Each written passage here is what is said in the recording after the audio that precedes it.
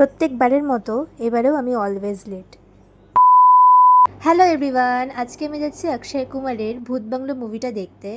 And প্রতিবারের মতো আমি এবারেও লেট। সো তাড়াতাড়ি করে রেডি হয়ে বেরিয়ে পড়লাম। অ্যান্ড থ্যাংক গড যে রাস্তায় আজকে ট্রাফিক ছিল না। 2000 years later. ফাইনালি সাউথ সিটিতে চলে এসেছি।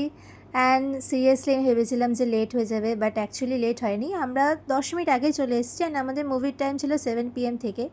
সো হলে ঢুকে গেলাম অ্যান্ড মুভি স্টার্টও হয়ে গেল।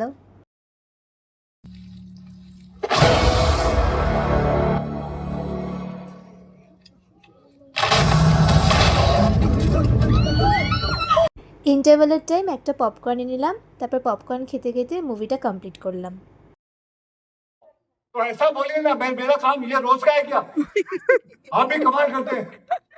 মুভি তো শেষ হয়েছিল অলমোস্ট 10টার সময়। ভেবেছিলাম রাতে ডিনার করেই বাড়ি ফিরবো, তো সেটা তো আর পসিবল হলো না। তাই আর কি বাড়ি চলে গেলাম। And yeah, that's it for today.